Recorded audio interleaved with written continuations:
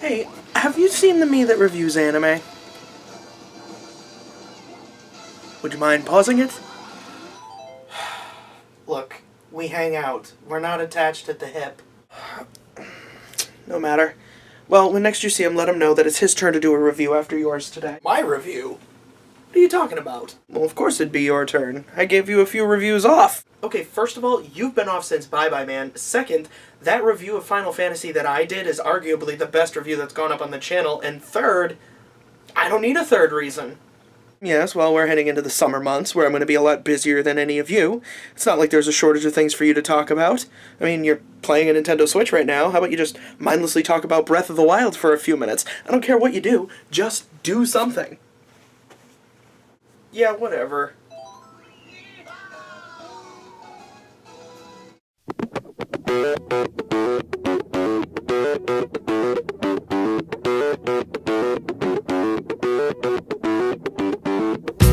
Tell you another thing.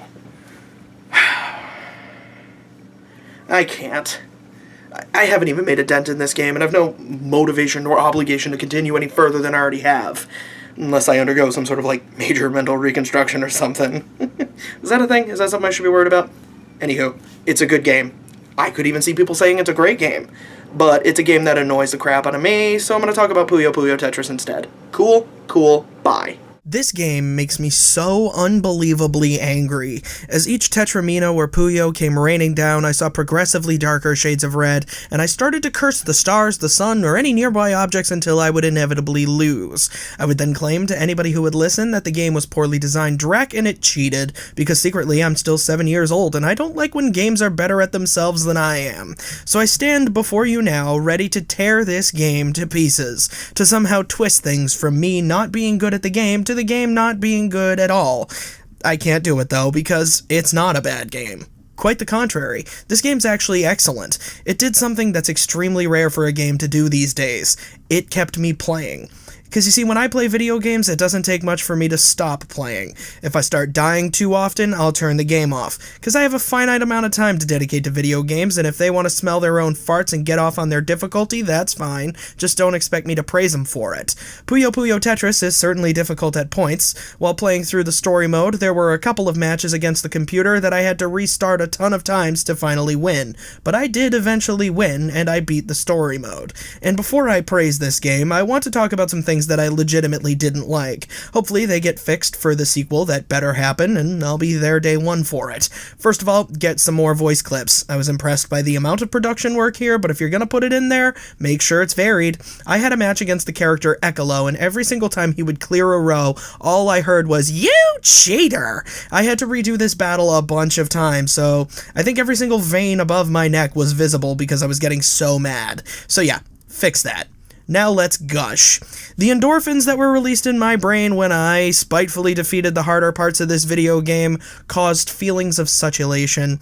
When I finally beat that high-pitched sackboy-looking scrub Ekalo, I felt such accomplishment. It actually meant something to me that I beat him. Through my own perseverance and getting better at Tetris, I was able to defeat the guy and move on with the story. The only disappointment came from the fact that the characters in the game didn't shiv him for being an obnoxious pain. And the same thing would happen with other hard fights in the story mode, and I eventually beat them through just getting better and strategizing. You may not know this, but I am horribly impatient. As such, I've never really been great at games like Puyo Puyo or Tetris because they require planning and strategy, and I've always just sort of winged everything that I do, so I commend this game for getting me to buck that habit.